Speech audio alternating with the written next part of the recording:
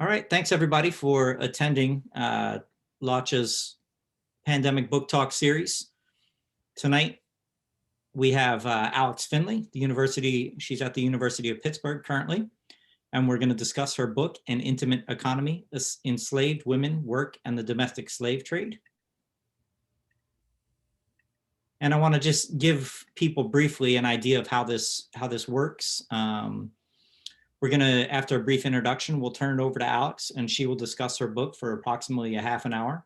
And then once she's done, we'll open it up for a Q&A and people can post their questions while Alex is talking in the chat box. For those of you who are unfamiliar, the chat box is located at the bottom of your screen. You hit the icon and the chat box will appear on the right-hand side of the screen.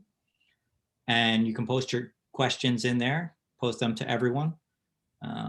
And I'll read them off and ask you to unmute if we have time, and you can ask your question directly. And Alex will answer, and and then we'll go to 8 o'clock or so, and we'll try to keep it on time as best we can. So I have a few brief announcements before we go ahead and get started. I just want to say that this is brought to you by the Labor and Working Class History Association, aka LAWCHA. I'll be posting some announcements in the chat box as we go ahead and get started. So I'll be letting you know about the upcoming talks. Our next talk features Toni Gilpin. She'll be discussing The Long Deep Grudge, a story of big capital, radical labor, and class war in the American heartland. And that's going to take place on February 18th. And then we have a few more talks lined up. And we're gonna go through, so this is the new bit. We're planning currently on going through the summer and into the fall. We feel like this has been a useful format for folks who have their books coming out, and that this is a way for us all to get together. And we have to look forward to, even though we can be in person, this is also a good way to reduce our carbon footprint as we're supporting one another. So we feel like this is a worthwhile endeavor to continue, and we hope you enjoy it. So without further ado, I am going to turn this over to Alex and she can begin talking about her book. All right, thank you. Thank you for the introduction. Thank you everyone for showing up and for listening to me talk about my book. I'm going to do something a little different and share my screen, or at least try to share my screen here. So you're probably going to see some slides from my class while I'm getting this set up here. Let's see, share screen. Okay.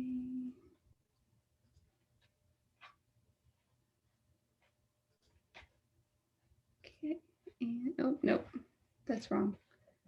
I'm sorry. Okay. Share screen, let's try this again. Share.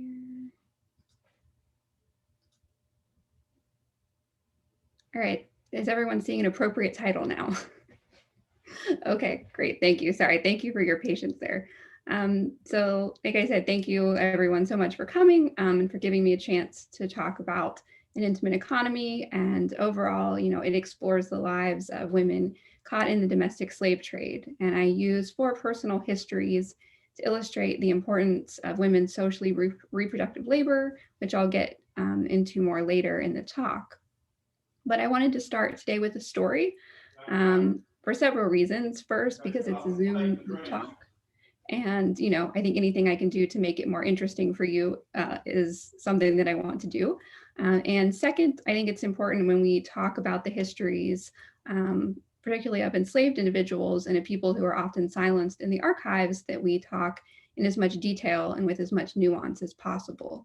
Too often, enslaved men and women are presented as kind of an undifferentiated mass of people. And one of the goals of my book was to make that history personal. So the documents that I draw on in the book offer the rare window to tell the story of individual women under slavery, and in some instances, even to hear their voices. So I wanted to kind of do justice to the history of these women I write about, and to tell their stories as vividly and as accurately as possible, considering their actions, their labor, their positions, their choices, and their lack of choices. So I want to share one of those stories with you today, while also kind of referencing the broader arguments of the book. But I really wanted to place the history of one enslaved woman at the center of the presentation, kind of to show that I think her individual story is more significant than any historiographic intervention that I may make. And I wanted to share too as many primary sources as possible. I wanted to show through the PowerPoint the documents that have allowed me to tell this story so you can interpret them and analyze them for yourself. And just to kind of get a sense of what kind of documents do remain to tell the histories of enslaved women. And I wanted to point out too, right, that none of these documents were easy to locate or access. Unfortunately, the places that are most able to offer funding for researchers are not always the places that are best suited for telling the histories of non-elite people.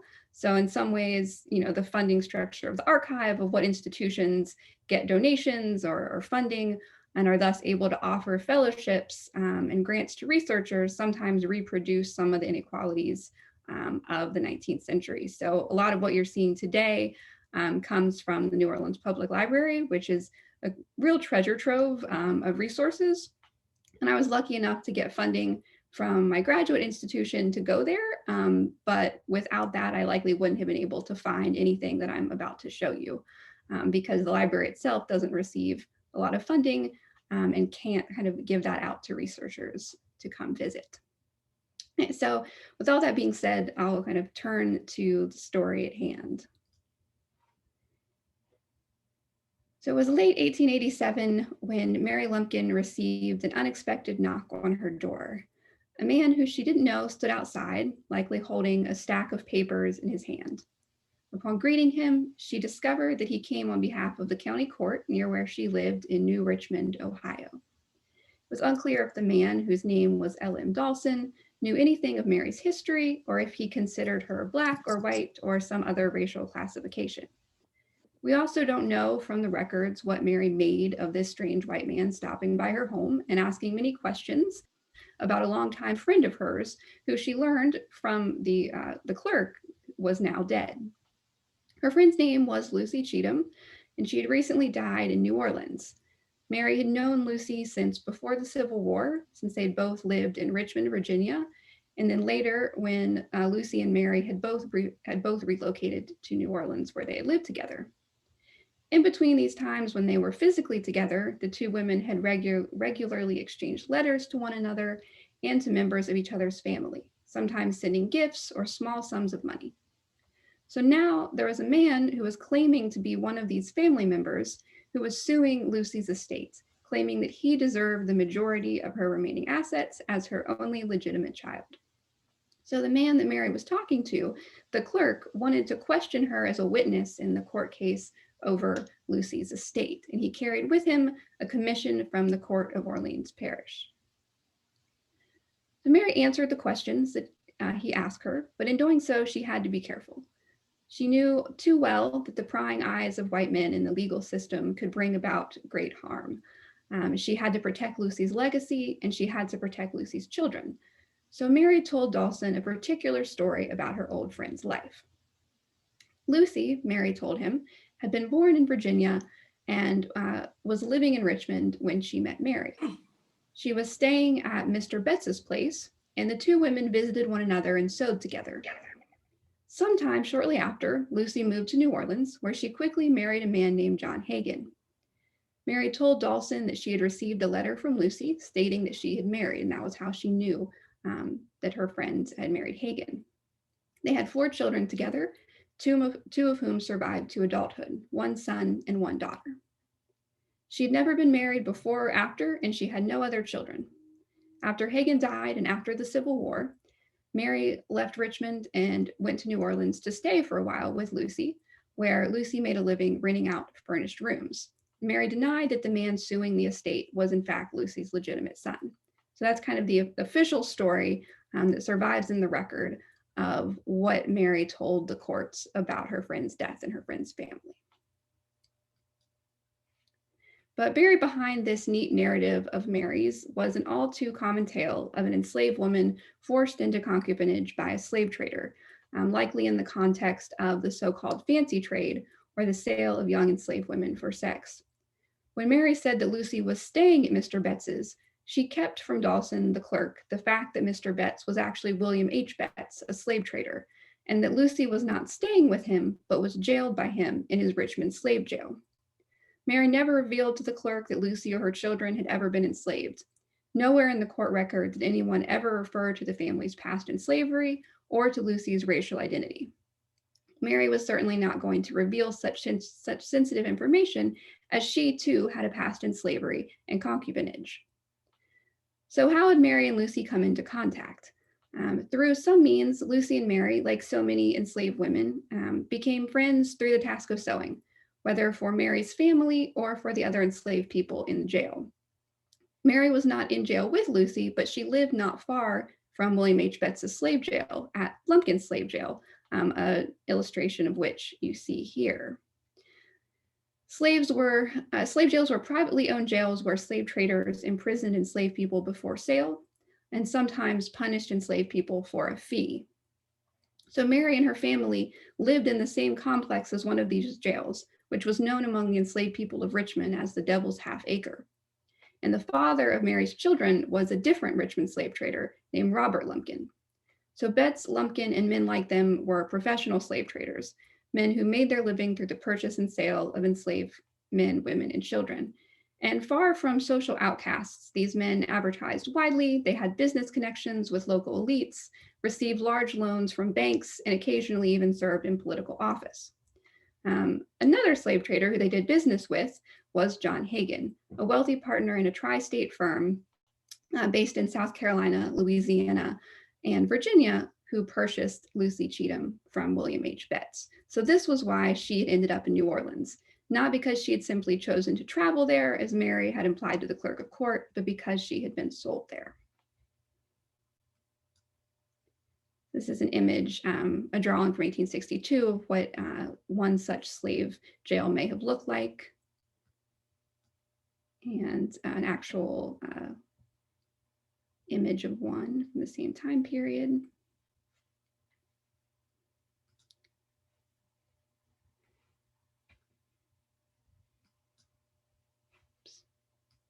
Sorry. So Lucy was forced on board a ship, the Cyane, and transported to New Orleans. And this made her part of a larger trade known as the domestic or the internal slave trade, as opposed to the Atlantic slave trade. So in 1808, the United States had outlawed the transatlantic slave trade, though it continued to a lesser extent illegally. What replaced the transatlantic slave trade for the most part was the domestic slave trade, or the sale of enslaved people from the upper South to the lower South. So many slaveholders, certainly but not all, sold enslaved people to states such as Georgia, Mississippi, Alabama, and Louisiana for the expanding cotton economy of the Deep South. So as white Americans moved into the region, they looked to purchase enslaved laborers, which led to the domestic slave trade, which was at its largest in the 1830s and relied on these broader merchant and banking networks that I mentioned earlier, and men like Lumpkin, Betts, and Hagen.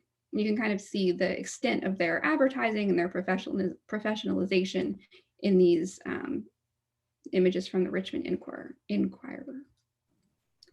And they also relied on transportation infrastructure, right? Boats, turnpikes, and later railroads. So in Lucy's case, Hagen transported her by water around the tip of Florida and into the port of New Orleans.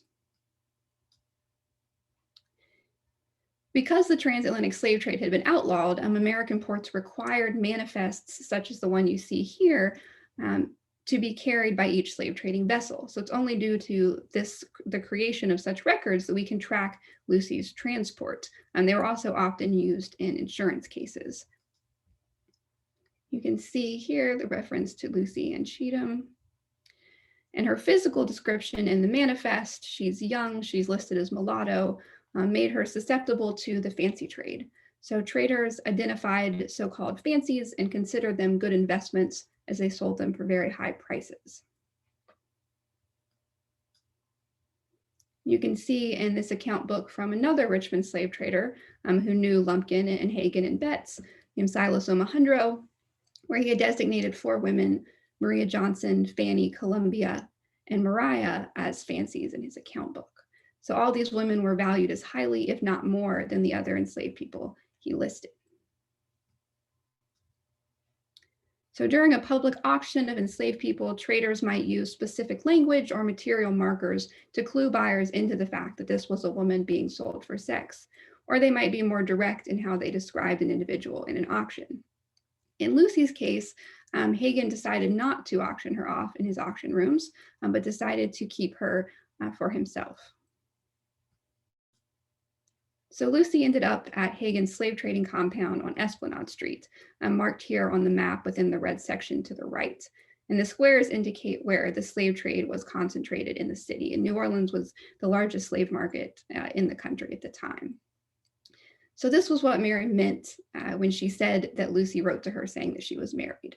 And one of the things that I wish more than anything else that I knew from my research that I could answer was what exactly Lucy said to Mary in that letter, right? How could she have explained such a situation to her friend?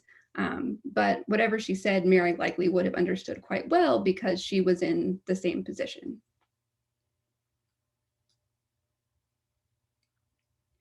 So this is a census record showing where John Hagen is living in New Orleans. He's living with his brother. There were 3 brothers involved in the firm together. And there you can see too that they're living next to fellow slave traders. They tended to concentrate in neighborhoods around one another. And Hagen lived on Esplanade Street in a compound that included a private home and a jail and auction rooms. So Lucy now found herself living in a home that was also many other businesses, right? Also a boarding house, it was also a slave jail. It was similar to the one she had been imprisoned in. And nearby, there were even more similar structures. So other women in Lucy's position were tasked with running the household and boarding portion of the residence in the jail. And there are other women in similar situations who I talk about in the book. And it's likely that Lucy, especially given her profession later on, that she played a similar role for Hagen, because slave traders were like to advertise not just their jails to potential purchasers and other traders visiting the city, but also that they offered board for the traders themselves. As you can see in this ad from 1848, it's clearly called a slave yard and boarding house. And here's an example of a bill from Karina Omahandra, an enslaved woman who had children with Silas Omahandra, whose account book you saw just a little bit earlier. So noted in the fee are several goods that she purchased for the men boarding, as well as almost 4 months of washing. And washing obviously was considered women's work and often enslaved women's work at that. So men relied on the women they enslaved to keep their boarding houses functioning and making money, as you can see here with this reference on the side to Mrs. Omahandra's bill.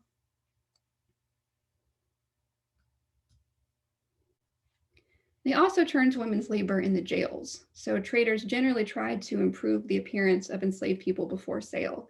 They increased their rations, gave them bathing time, issued new suits of clothes, they called sale outfits, and employed tricks like oil on the skin or trying to cover up gray hairs. And the cost of all of this, they factored into the bill of sale or charged for it outright.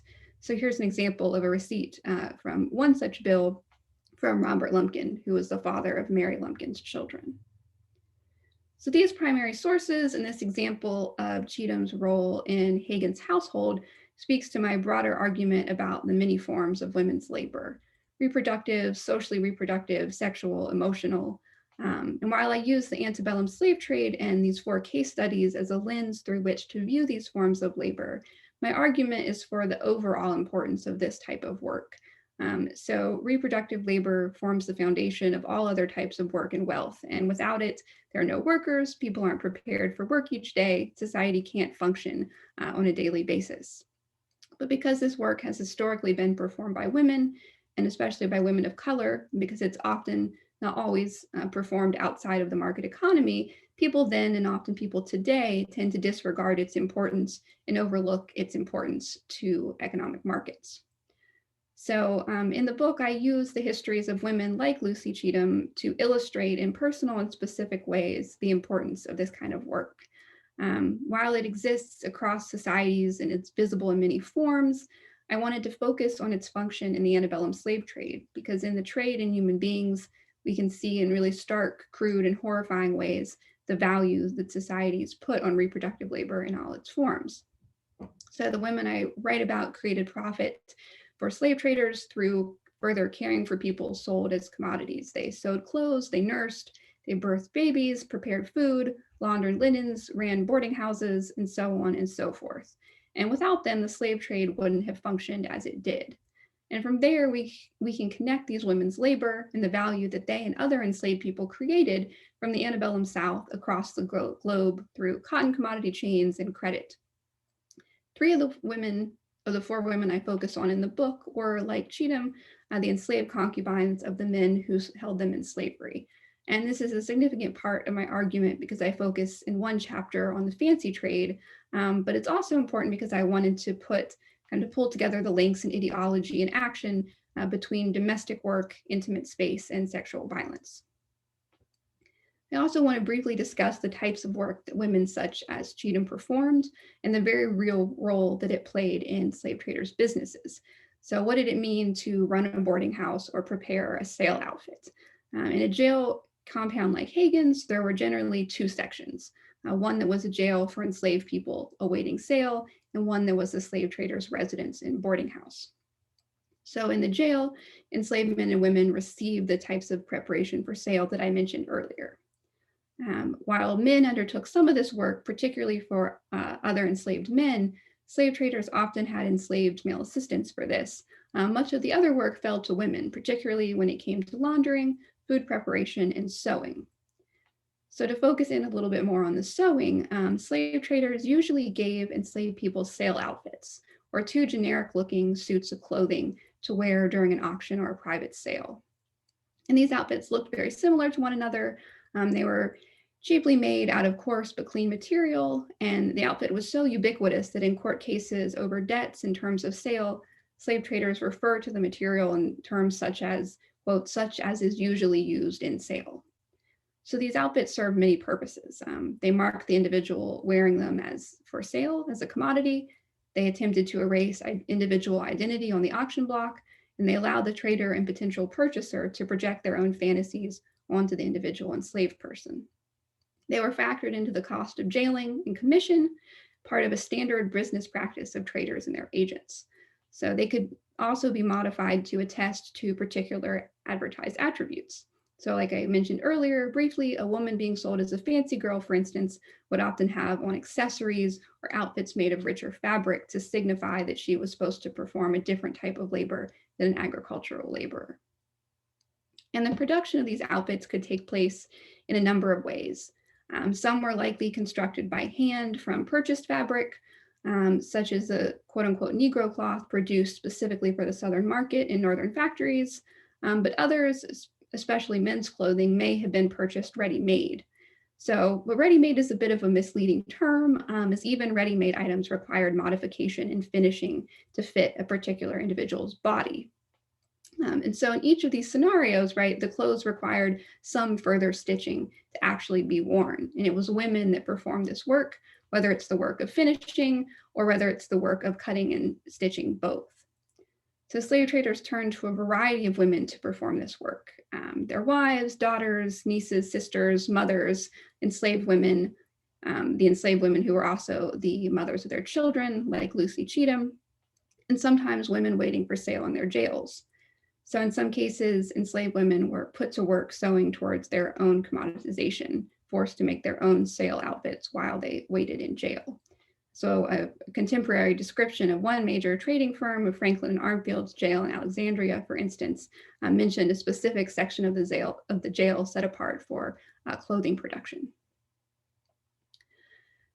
So you have kind of this business side that women are involved in, but enslaved women's labor was also crucial to the functioning of the slave traders' personal households and boarding houses. Even if a man's name was on the license for a boarding house, or a man was designated as the head of household for a boarding house on the census, as they often were, the day-to-day responsibilities of running such an establishment usually fell to women. And I think sometimes today it's easy to forget or minimize the demanding physical work that went into running a boarding house. So it meant providing the board or food, sweeping, cleaning rugs, dusting, changing linens, marketing, planning meals, maybe removing bed bugs, maybe doing laundry probably for an extra fee, providing oil for lamps and wood for fire, cleaning windows, appeasing difficult customers, all of these things, right? So it also meant a decent amount of emotional labor. Renters wanted a landlady who offered all the emotional comforts of home and attempted to recreate the role of a female family member, however tainted by the market a landlady may have been. And so in their testimony and court cases I've looked at, boarders clearly still valued having a landlady who had these kind of same emotional attributes that they expected from female relatives for free. So Lucy likely had a role, certainly in the personal household, but likely in the slave jail as well.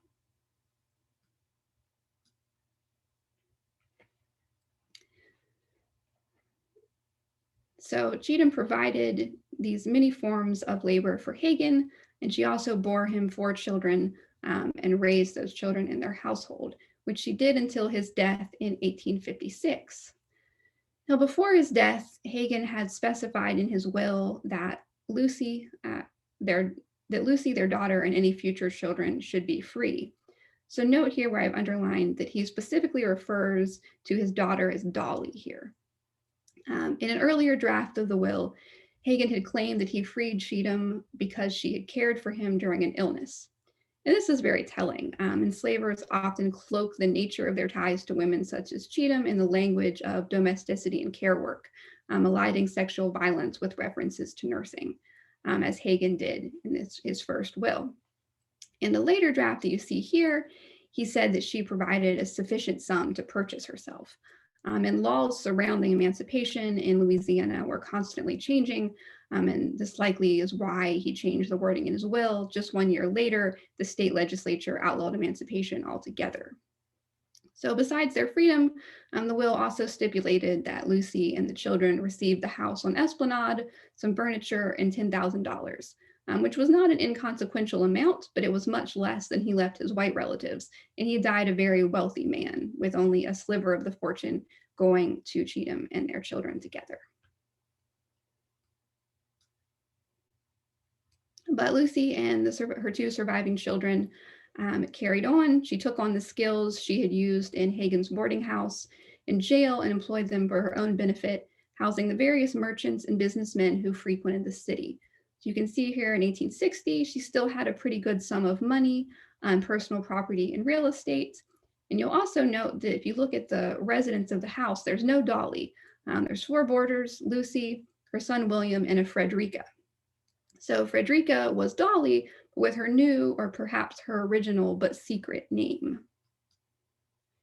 So while Hagen apparently believed his daughter's name was Dolly, Lucy had actually named her daughter Frederica, and Frederica Bremer at that, who was a European author popular for her fiction, but also famous for her views about women's rights and slavery.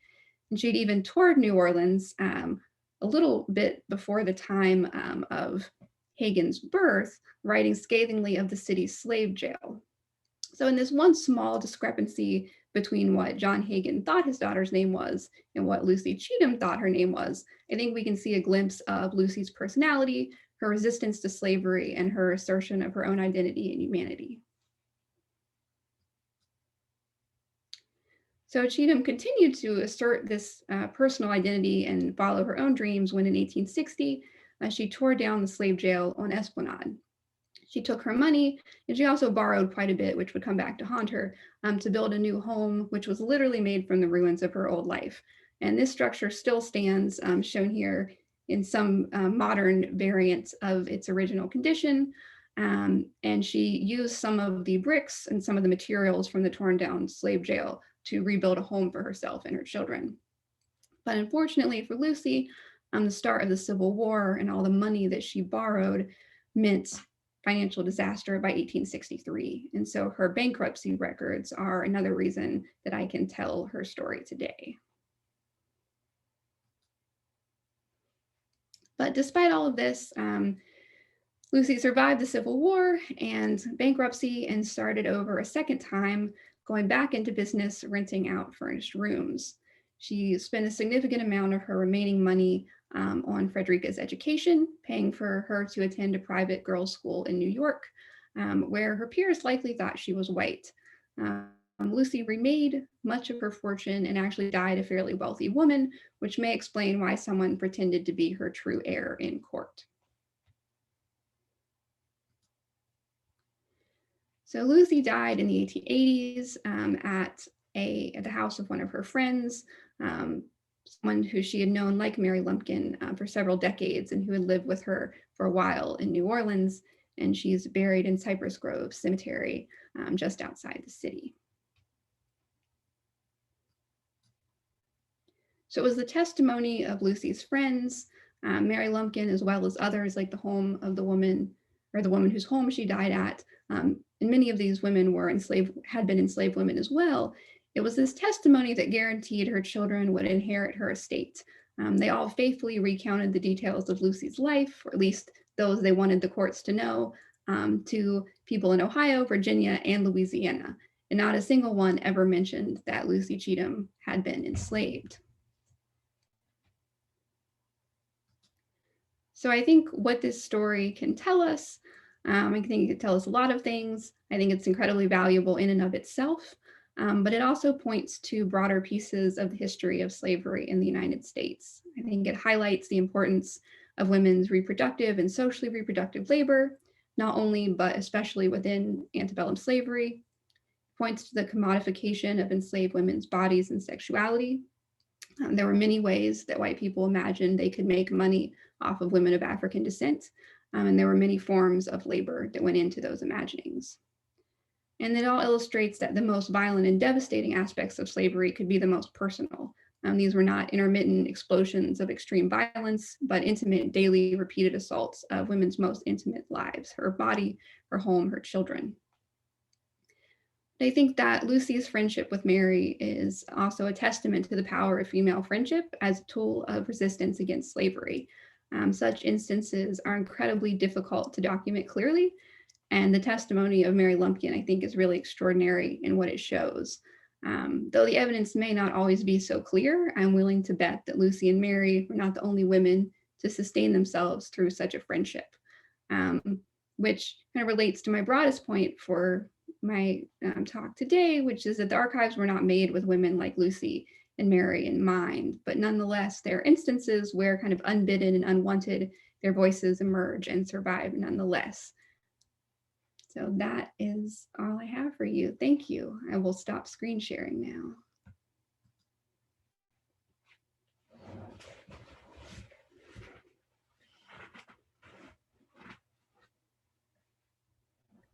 Okay.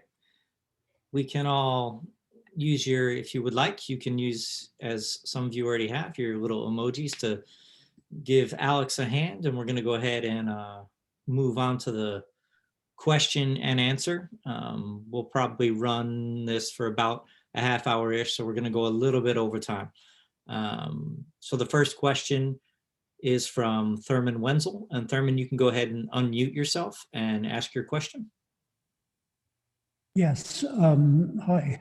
I'm recalling that Frederick Douglass learned to write as sort of a teenage babysitter in Baltimore. I'm guessing that these women must have learned to write in Richmond, but I'm curious whether you've dug out any details. I presume it was uncommon for so-called fancy women to be able to write. Do we know any more about that? Yeah, thank you. So I unfortunately don't know anything more about Lucy's case individually and Mary's case individually, but in another instance that I looked at of the woman Karina, whose boarding bill I showed on one of the slides, the man who enslaved her, Silas Omahandra, actually paid someone to teach her to read and write.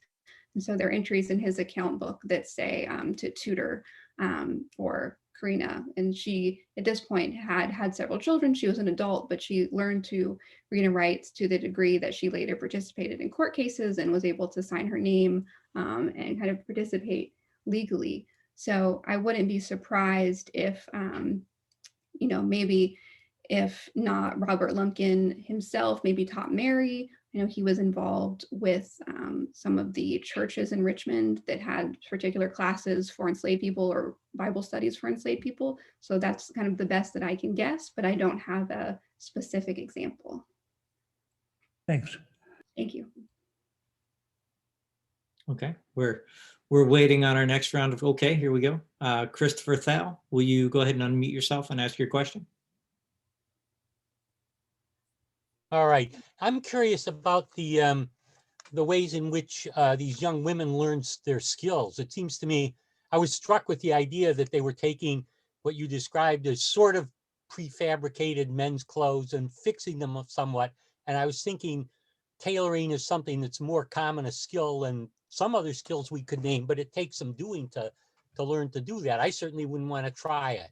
And on the other hand, cooking is something that takes some time and so on, much more common, but I'm curious about how these skills or maybe other skills that are relevant here were learned. Yeah, thank you. I'll start with cooking. I know, like, for instance, for women on larger plantations, a lot of times the cook would train her children or female relatives or male relatives sometimes to take her place. In terms of sewing, this is kind of part of my second project that I'm interested in. You see a lot of advertisements in Southern papers for enslaved women for sale with specific mentions to the ability to sew, and not just to sew, but very specific, like ability to cut or ability to finish garments. So they're kind of differentiating what their skill level is and what their specialty is. Also ironing, different types of laundry, fine sewing is sometimes mentioned. And in some cases, some women seem to have gone to one another to be trained. So if there was someone in the neighborhood or the city or a relative who could train them, who also had similar skills. In one case that I read about, or I heard actually in another conference paper, one slaveholder actually sent an enslaved woman away to be trained in garment making. So I think that it was a bit of formal and informal exchange and training, but that's the fact that slaveholders were very cognizant of this is a particular skill set, and particularly one for women, and something that they advertised and marketed, is something that I want to pursue further. Well, I'm going to go ahead and, while we're waiting for other folks to ask some questions, I would like you to talk a little bit more about your experience in the archives, and how it was that you found the documents that you did, and how much you had to go through to unearth them. Yeah, thank you. That's one of my favorite things to talk about, because I love a good archive story or a good archival adventure. It all started with Omahandra's account book, which is at the Library of Virginia, and I showed you an image of, and that was kind of the beginning of the project in my archival muse early on, and I transcribed the whole thing and kind of tried to make different categories. How much money was he spending on food? How much was he spending on clothing? And obviously noticing all of these payments going to women. So that was kind of how I started the project. And from there, it was a bit of a question of, well, as my committee members, Scott and Cindy, know, it was a bit of a journey to the final project. But essentially what happened was I was looking at business networks of slave traders, and they all knew each other. They all were friends with one another, had made deals with one another. And through looking more into them, I started to realize that so many of them had relationships with women like Karina, that they were enslaved women who had their children and who ran their households. And so just by looking into their business papers, and then by looking into things like their wills and their estates, that was how I found a lot of other individuals. That's how I found Lucy Cheatham. And just looking in their account books and kind of noticing all of the payments made to women. So it's a bit of kind of a treasure hunt of looking for individual women's names in these records that were made for other purposes. And it took me a lot of places, and I can keep going.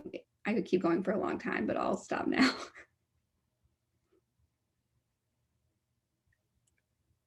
So we have a question here from Eileen Boris. Eileen, do you want to go ahead and unmute yourself? Yeah. Well, I love this work, as you know. And rather than ask about social reproduction today, I want to ask about the way in which your findings recalibrate or shift our understandings of the financialization of slavery. Because I think there's profound implications from what you found. Thank you. Thank you for your question. Yeah, I think what it shows is that we have to kind of expand our understanding of the economic and markets, and think about things beyond kind of sheer numbers, and think about value in a much broader sense, and labor and production in a much broader sense. The women who I'm writing about weren't necessarily valued or advertised for doing the types of work that I think we most often think about slavery, that we think about, right? They're not kind of connected to cotton or kind of tobacco or agricultural production, which I think is the most common connection with the links between the economy and slavery. And I think we have to think more expansively and more deeply, particularly in gendered ways, about how different types of care work could also add value, right? They're not kind of traditional economic questions, but I think they kind of need to be, that they change the way we think about the production of value and people's role in the economy. Okay, our next question comes from Laura Vapnik. Laura, do you want to go ahead and unmute yourself there?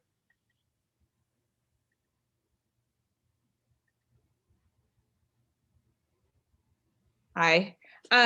So thank you. This was a great presentation. And I am going to ask a question about reproductive labor, which is, I'm curious about where the slave mistresses are in this story. And maybe I'm asking that question because my framework is more thinking about, commodity production and like the traditional plantation, and thinking about some recent scholarship by people like Stephanie Jones Rogers, who really emphasize the role that slave mistresses played in terms of, kind of managing and exploiting the reproductive labor of enslaved women. And so I'm really just curious about where, what the white women were doing in this story who are part of the household. Are they, managing the labor? Are they, what are they doing themselves? And sort of like, what are they delegating? Yeah, definitely. Thank you. So particularly for the case of Cheatham and really all of the women I write in detail about, there were no white women in the household. But in other cases that I looked at of slave traders' families who did have white families, the women are also very involved. So my work, I think, really aligns with Stephanie Jones Rogers in that way, that the women, the wives, the daughters, sisters, even mothers of slave traders are equally involved in the trade, and they write back to one another about kind of the details of sale, and they give business advice to their husbands or their fathers. So they're just as invested and involved in the system, and in some cases managing labor.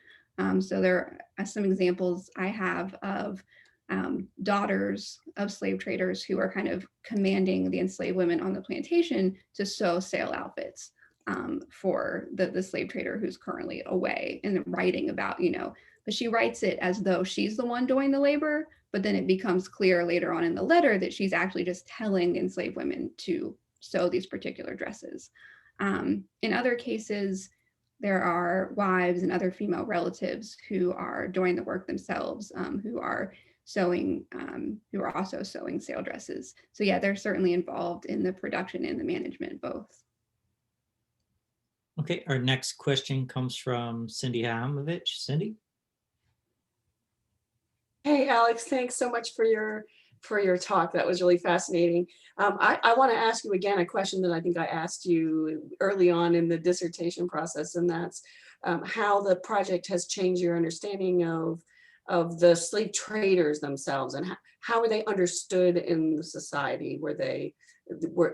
Some of these men were really wealthy, clearly, but were they considered respectable elites, or was there a sort of taint on them even among their white financial peers. Yeah, thank you. Yeah, that's so. I think the biggest distinction that I can make is that it really depended on the type of trader. So if someone was a very wealthy, successful trader, like an Omahandra or a John Hagen or a Hector Davis in Richmond, they were not viewed with much opprobrium by anyone. I think they were accepted. You know, Hector Davis did a lot of business with banks. He started his own bank that had wealthy merchants from Richmond on the board. Isaac Franklin, you know, becomes a plantation owner. So there are instances of really successful slave traders kind of moving up in society, so to speak, or participating in more elite circles. I think the distinction is the trader's agents. And I think there where you get the kind of the character, like the, you know, the, I'm blanking now, but the Uncle Tom's Cabin slave trader kind of character. And I think that's where that comes from. And I think it's more about the type of work that they were doing and the nature of the work than about the slave trade itself. That there were men like Hagen and Lumpkin, maybe less Lumpkin, but certainly like Hagen and Omahandra, who kind of commanded labor and who had men under them who kind of did the actual quote unquote dirty work of the trade. And I think it's those men who were kind of like hirelings who were more looked down on, I think, because of the nature of their work. And there's even a reference, I think it's Theodore Weld, who even writes, you know, that there's this observation that this family in South Carolina, you know, they're very wealthy, they're involved in the slave trade, but that's fine. You know, it's only their underlings who are kind of doing the manual labor that have this stigma attached to them. So I think that's kind of how I came to conceive of it as the project went on. Thanks.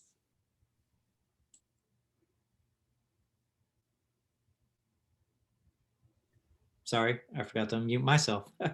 Our next question is from Bob Kortstadt. Bob? Thanks, Dave. Mac, I'm sorry. So Alex, great talk and really sophisticated analysis of all kind of different issues and great use of archives too. So one question that Jacqueline and I had, we're looking at this together, did these women use these sewing skills and maybe some of the other skills that they had to, you know, adorn themselves, identify themselves, you know, and their children, and kind of an assertion of their status and their expertise and stuff? I mean, is that something that they did? Yeah, that's a great question. Thank you so much. Yeah, I think so. Unfortunately, I don't have as many details as I'd like to answer you. I know in the case of Lucy Cheatham, she did send materials, money, and clothing back to her family who remained enslaved in Richmond, and she sent them via Mary Lumpkin. So there's some sort of sense of family network there that she was maintaining via these material objects in her sewing. In the case of Karina Omahandra, who I have more information about because there's a whole account book that Silas Omahandra kept, there are tons of references in there to different dresses that she had, to, you know, kidskin gloves, to boots, to dentures, to parasols.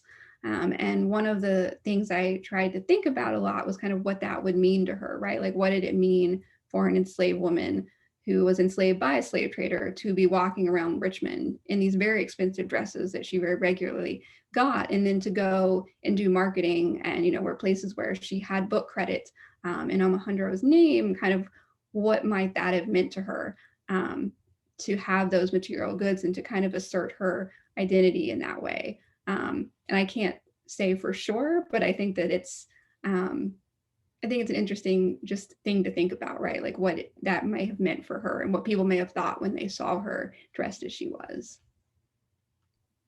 Okay, our next question is from Sarah Thomas. Sarah? I'm curious about Lucy Cheatham, or Cheatham. Alex, how did you find her and how did you decide to frame a chapter around her? Also want to say thank you for your talk. Thank you. Yeah, so I found Lucy it was interesting how finding one woman or one slave trader would kind of lead me to the next through all of their business and sometimes their family networks. So I found her just because I was looking at slave traders in all of the different kind of major cities in the South and looking at their business connections. And I found that the Hagen's brothers had done business with Lumpkin, with Omahandra, with all the men in Richmond. And so I just started just to see, because I had this hunch, because it kept happening, that if I looked at their estate records, there was going to be somebody suing somebody about the settlement of their wills and the distribution of their estates. And lo and behold, there's this whole, well, there's actually not much of a battle in comparison over Hagen's estate, but there is his will, right, that references Lucy Cheatham and the emancipation. And so that was how I found out about her.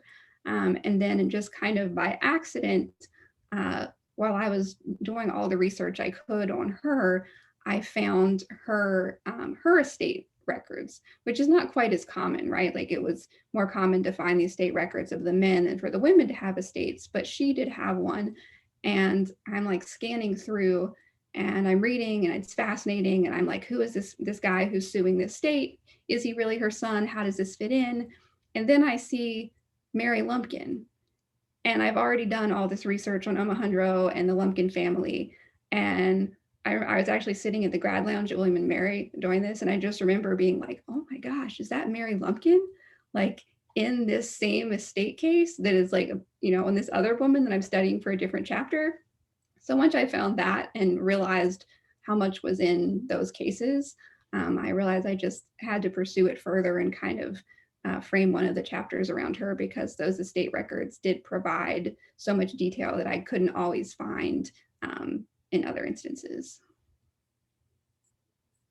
Okay, I think we have one more question here from Peter Ratcliffe. Peter, do you want to go ahead and unmute? Great. Alex, thank you so much. It's such a joy to see this kind of work. And I know that when I did this kind of detailed work, I would feel when I discovered something like the people were alive still, and I was in relationship with them. And it's so great to see what you've done. When I was doing this work, I found the records of the Friedman Savings Bank to be a particularly rich resource, allowing me to reconstruct the lives and relationships of freed people. And I wondered, did you look at the Friedman Savings Bank, and did those records add to what you were able to say about these women? Yeah, thank you. Yeah. So I did. I unfortunately didn't find anything. I tried to look at, you know, I did find some in kind of other, like the Freedmen's Bureau records. I found one letter from Karina Omahandra, but, you know, there's always that sense that there's still something out there. And so Robert Colby, who's a historian, actually just emailed me like maybe a month ago that he'd found one of the women involved in some kind of dispute in the Freedmen's Bureau case, and that it's, you know, that case is out there somewhere, right? But it's like, oh, the book's been published. But so I'm sure, you know, that there's still some details to find in some archive somewhere, which is what, you know, keeps me up at night. Well, I think that that's something we can all relate to, and that seems like an excellent place to leave it. So without further ado, I'd like us all to give Alex a hand and thank her for a great presentation. And folks want to stay around a little bit and chat a little more informally, I'll turn off the record, and that's fine. We can do that for a few minutes. Thank you. Thank you so much, everyone. Thanks, Alex.